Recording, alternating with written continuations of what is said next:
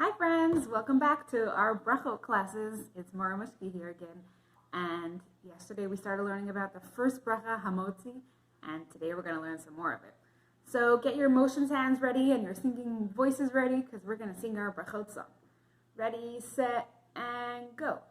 Let's say a bracha, let's say a bracha before we start to chew. Let's say a bracha. Let's say a bracha, show that you are a grateful Jew. Let's say a bracha, let's say a bracha, before we start to chew. Let's say a bracha, let's say a bracha, show that you are a grateful Jew.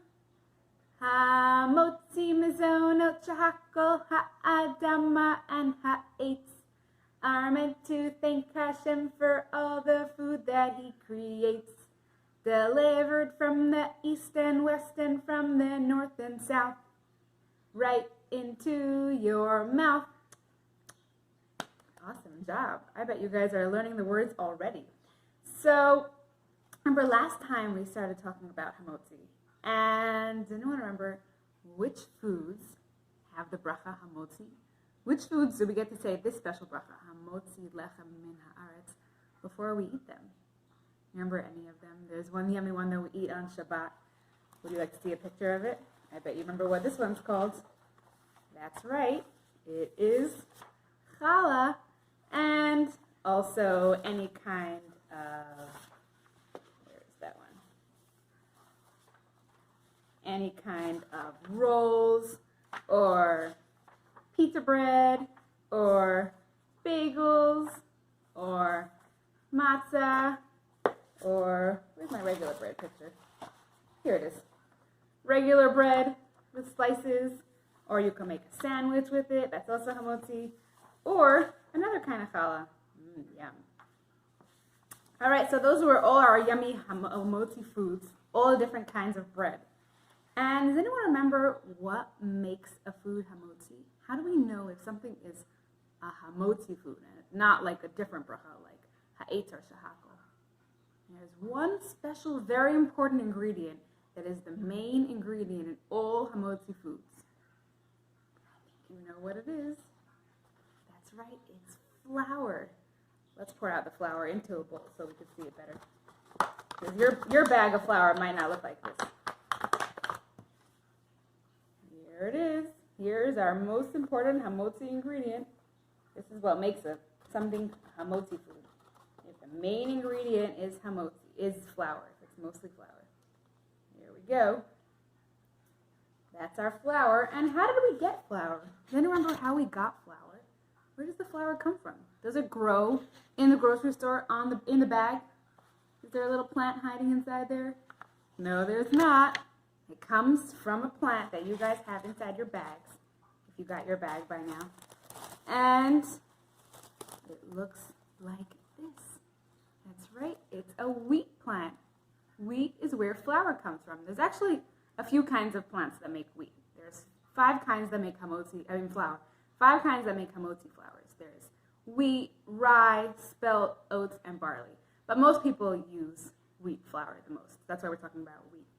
So this is our wheat stalk, but it has a lot of parts that we don't eat. Remember we watched that video of the wheat growing in the field, and then that big machine had to come and cut off and harvest all the wheat. But then there was still a lot of pieces that we didn't want to eat, like these pokey parts here and this part down here. So where was the part that we did want to eat? And does anyone remember what it was called? What's this little part over here that has the yummy part for us? The part that we could eat. Here, I'll take it off.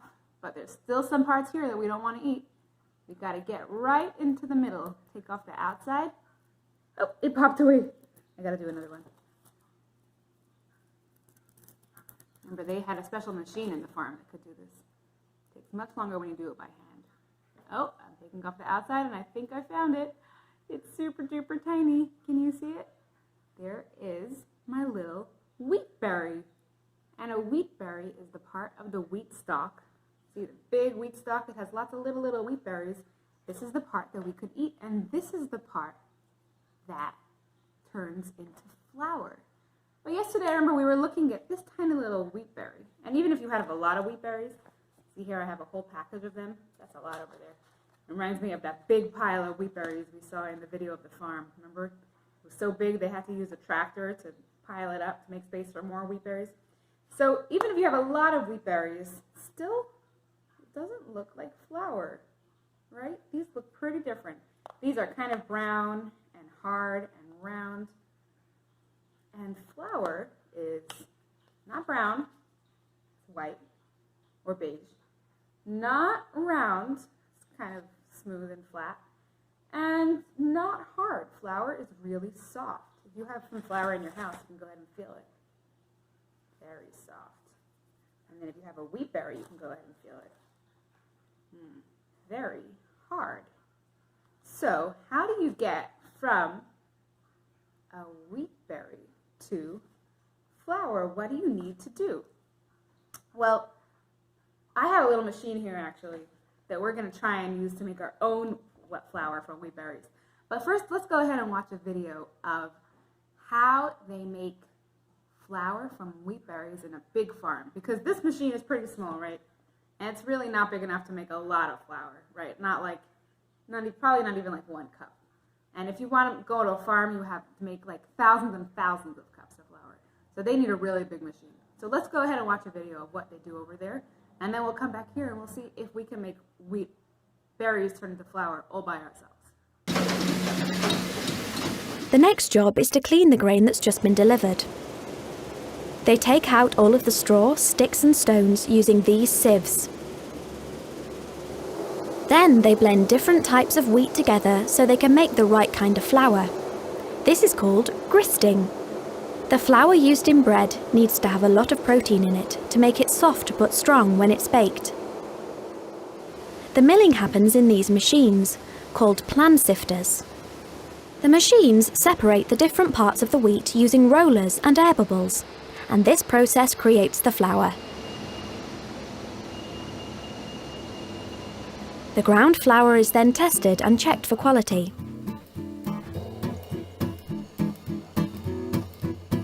Then it's transported to the bakery or to the shops, ready to bake your fresh loaf of bread.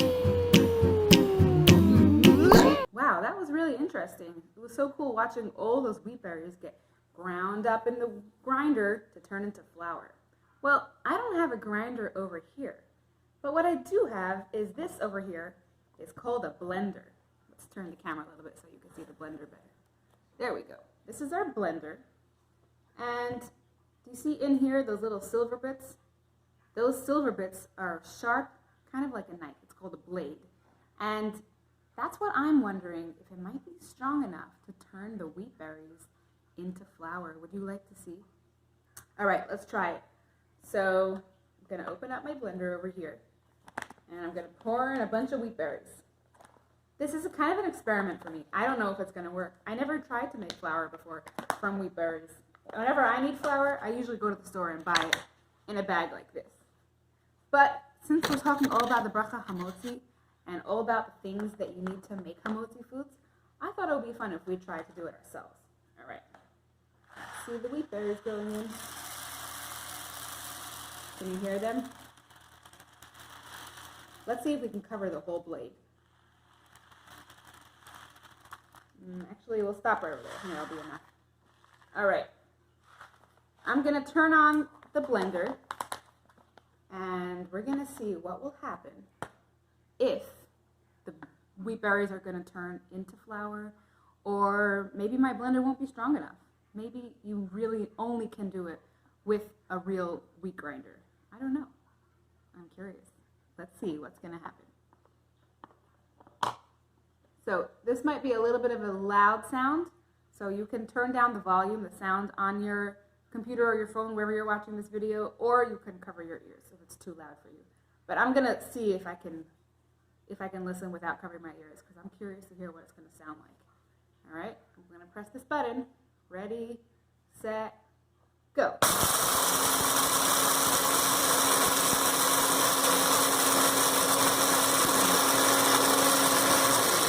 It didn't turn into flour yet, but I just wanted to show you something cool. what the blender is doing is it's breaking up the wheat berries. It's kind of cutting them, cutting each of them a few times so they're getting smaller and smaller. And kind of over here at the bottom, it's not flour yet, but it is looking kind of like a powder. It's looking like when the blender cuts up the wheat berries super small, then it kind of turns softer and into a powder that's looking like halfway to flour. Let's try it again and see what happens. Ready, set, go.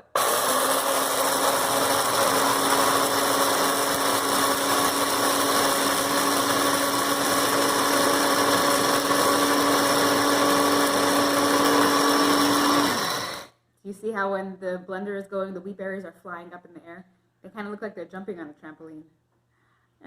Let's see. Not flour yet either, but it's definitely looking more like flour. Definitely looking closer to flour than it did before. Almost can't even tell that there were wheat berries in here. Now it kind of looks like cut up nuts maybe. See how also the color is getting a little lighter? Interesting. I wonder why. I don't know why.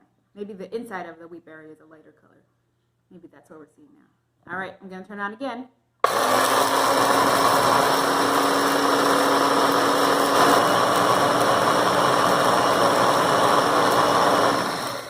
Wow, this is looking much more ground up. It looks like the blender is strong enough. And do you see here the color? Let me shake it a little bit so you can see better. So there are still some wheat berry pieces hanging around the middle, but on the outside it's really starting to look like flour. Let's do it again for one more minute. Or you know what? Let's count to 10 with our fingers, all right? Because when I turn the blender on, I won't be able to hear you and you won't be able to hear me, so let's just count to 10 with our fingers. And then maybe we'll take out a bit of what's inside the blender and see what it feels like, all right?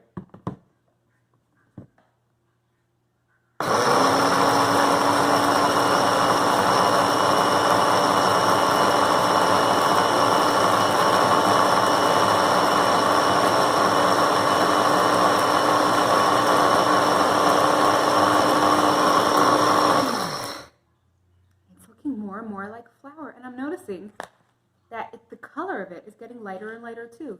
You see the color of these wheat berries are all brown, and this was brown just like those because we put in wheat berries from this package, right? But now it's getting lighter and lighter. It's so interesting. It's kind of looking more like this flour. You see? It's kind of looking similar. All right, let's open up the top. See if we can get some out.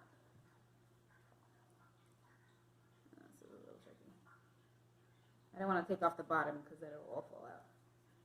Let's see if we can just get out a little bit. Come on, wheat berries flour. You can do it.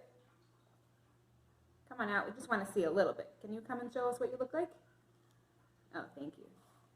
Okay, this is super cool. So, you see over here, there's still a few pieces of wheat berries inside, but there's also a lot of it that's already turned into what feels just like flour. Let's try and put it on again for another longer than 10 seconds. Let's count to 10 twice.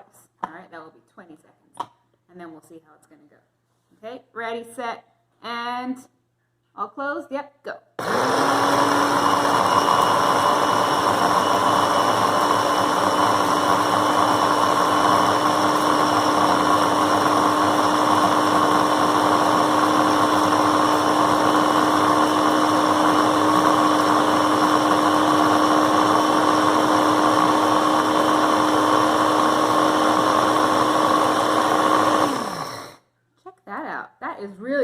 Really looking like flour.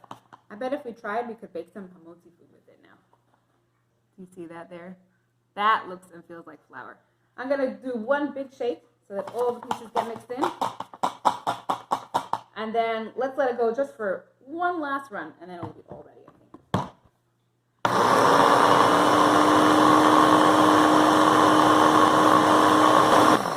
That is really cool. All right, so now I have my cup over here. Pour some of this flour. I think we can call it flour. Let's pour some of it into the cup. I don't know, maybe it'll work like this. What do you think? Yeah, there we go. All right. So now we can see it better. See, that really, really looks like flour. It's a little bit of a darker kind than this flour because this flour, they do something special to it to make it really nice and white. But this is what it looks like just right when it comes out of the machine, actually. Hey, we did it, guys. We made flour. Give yourself a pat on the back. That was awesome. Let's compare. Let's see how the different things that we use look like. So first we had, what did we have first? Our wheat stalk. Then we had our wheat berries. Then we crushed them up and made them into flour. That's really cool. And the flour that you buy in the store will actually look like this, right? Because then they make it white with a special procedure. All right, that was super cool. So thank you, Blender. You were very helpful.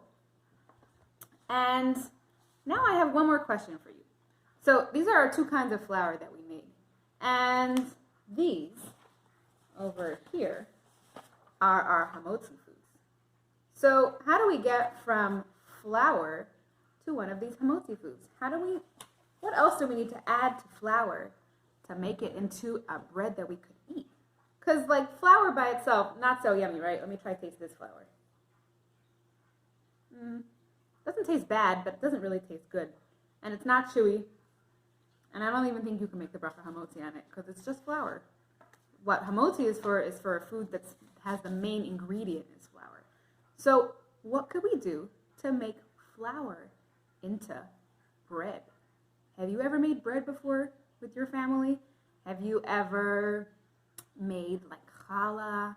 Or maybe you've made, what else could you make? You can make regular bread, or maybe you've made a pita bread, or maybe you even made matzah.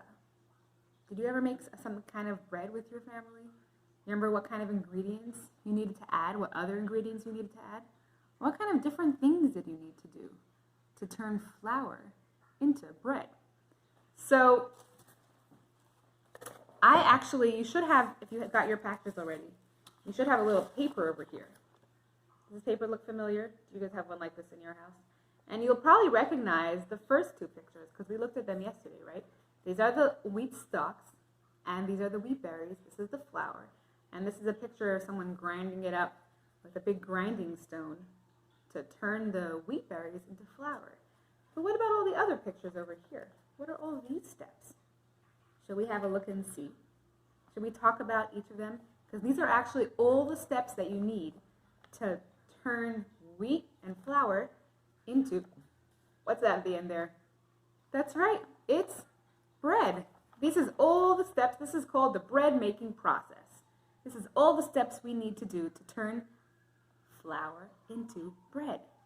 So, do you know what the first thing that you need to do is? Well, it's usually the first thing in most recipes. Even before you add the flour, which is the main ingredient in bread, there's something else that, and you might remember it from making challah in school, in Chabad. Something else makes the bread grow and get really fluffy. Do you know what that ingredient is called? It starts with a Y. That ingredient is called yeast. Can you say that? Yeast. So yeast is the first ingredient usually. It usually has to go in first because it needs time to get bubbly and grow. And yeast makes the bread puff up and get really fluffy. Like look over here. You see the bread has nice little holes in it, and when you bite into a bread, it's really soft and squishy. There's one Hamotzi food that does not have yeast in it. That's matzah. That's why matzah is so flat and hard and crunchy. But all the other Hamotzi foods, they usually have yeast in them, like bagels and bread, and of course, lots and lots of yeast goes into challah. That's part of what makes it so soft and fluffy. So this is a picture over here. This one here is the yeast going into the bowl, and the yeast, usually you add something like sugar or water to it to help it grow. It's kind of like food for the yeast. Then once you added the yeast and what other ingredients go with the yeast, that's when you're ready for your most important ingredient. Remember what we just made over here? That's right, the flour. The flour is super duper important. That's what you add next. And then after you add the flour, there's usually some other ingredients that go in as well. I didn't put a picture of them here because they could be lots of different ones. Depends on the recipe. Like for challah, I know you need to add eggs and oil and salt, and like with the yeast, you also put sugar and water. And for other ones like pita bread, it might be simpler. You probably don't have to add so many ingredients. Of course, for matzah is not part of this picture because matzah only has 2 ingredients, flour and water, right? So this step is the step where you add the other ingredients along with the flour. But it's not like a cookie or a cake where you just mix it with a spoon and then you're done. There's another step with making hamotzi foods, with making bread, and that's the one right over here. This is called kneading. You have to knead the dough, right? Like we sing the song with the challah dough. Knead, knead, knead the challah dough. Knead, knead, knead the challah dough. Knead, knead, knead the challah dough. Ready for Shabbat, right? So kneading is a part where you squish it and you push it. It's after all the ingredients are already mixed together. But you need to knead it and push and squeeze, and it helps all the ingredients get really mixed together, and kind of is supposed to look like this after you knead it. It's supposed to kind of look like a ball, but it's not ready to shape just yet. You know what else needs to happen first? You know what's the next thing that you need to do to make your hamotzi foods? Well, have a look over here. I wonder if you can tell what's happening in this picture. Because actually, usually when we do it, when we make challah and Chabad, we don't have time to do this part in our class. This part happens in the kitchen. But if you're making challah or bread or any other hamotzi food at home, this is a super important part of the process. Because look, there's actually 2 pictures over here. There's one piece of dough here that's kind of small, and the next piece of dough here is much, much bigger. You know what's happening over here? The dough has to rise. That means that you let the dough sit after you finish kneading it and after you finish mixing in all the ingredients and the yeast and the flour and whatever else you need. And then you let the dough sit, and doughs like to sit in a warm spot especially, but not too hot. And then you just let the dough sit all by itself, and you know what it does? It gets bigger, all by itself. Actually, it's the yeast that does it. The yeast inside the dough makes it grow. And once the dough is already finished growing and it's gotten like probably twice its size, like if it started off like this big, then it gets like this big, then it's ready to shape. So if you're making your challah dough, you might shape it then. But if you're just making regular bread, then look, they just shaped it into kind of an oval shape, and they put it over here in the pan. And then what's the next step? I bet you guys know what this step is. What's happening over here? That's right, it's going in the oven. All breads have to bake. All hamotzi foods need to bake. And then the last step, of course, when the bread is all ready, what do we need to do with it? Give you a clue. It has something to do with your mouth. That's right, it's ready to eat. We say the bracha hamotzi lechem min haaretz, and then it's all ready to eat. So you might notice that this paper actually, all the pictures have a little black line around it. That's because this picture is not just for looking at, but it's actually for cutting out, and you can make your own little cards for how to make bread, for how to make any hamotzi foods.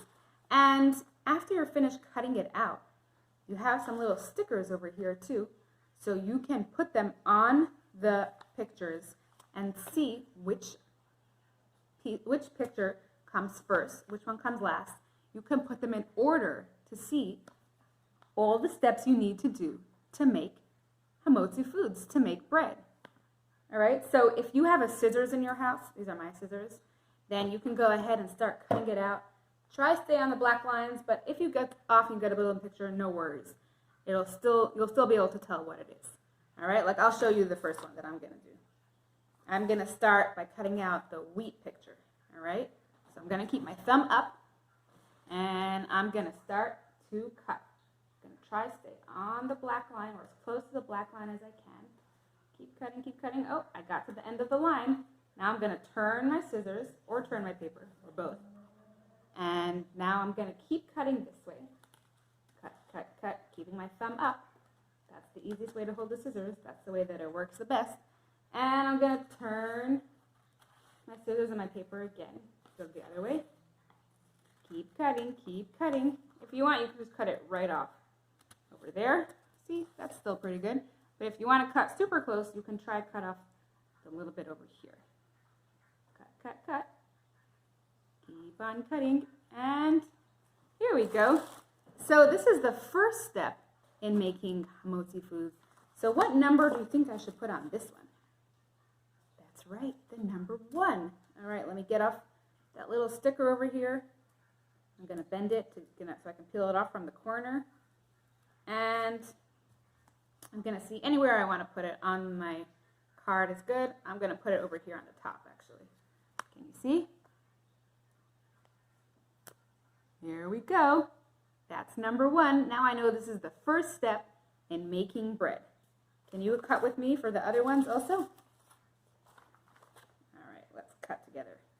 Cut, cut, cut the hamotzi pictures. Should we sing our Brachot song again while we cut?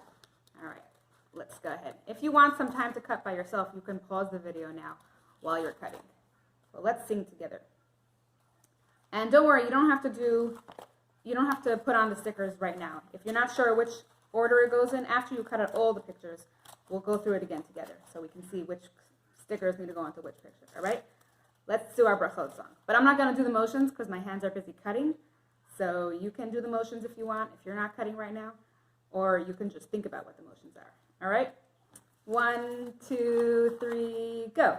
Let's say a bracha. Let's say a bracha before we start to chew.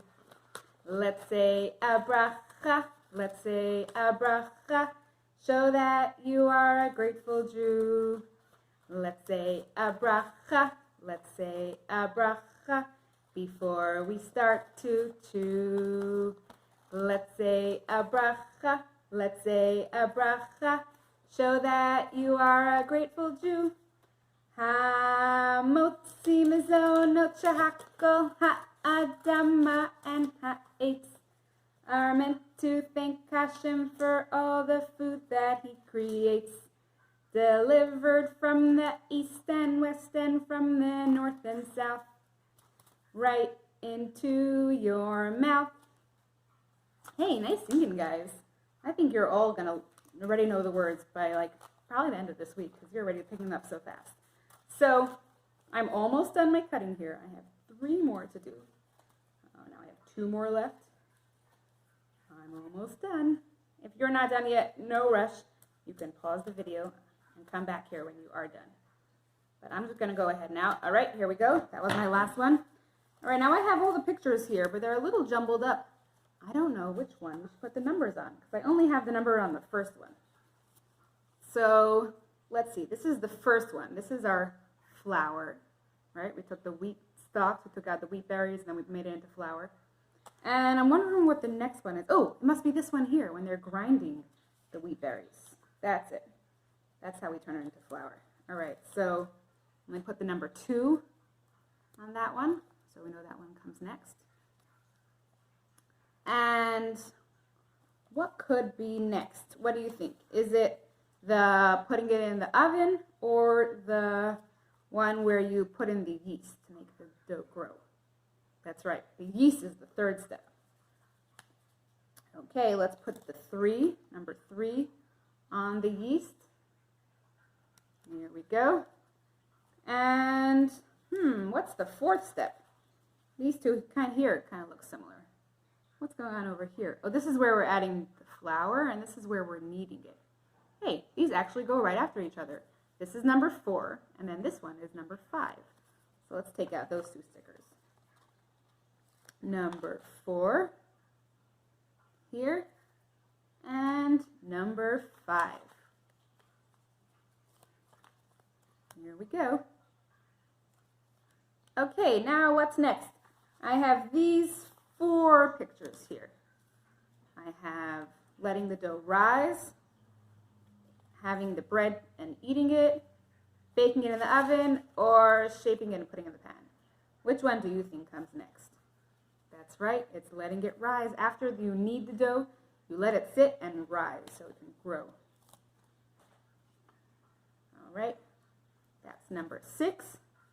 And then number 7 is putting it in the pan. And then number 8 will be putting it in the oven so it can bake. So let's do those. Number 7.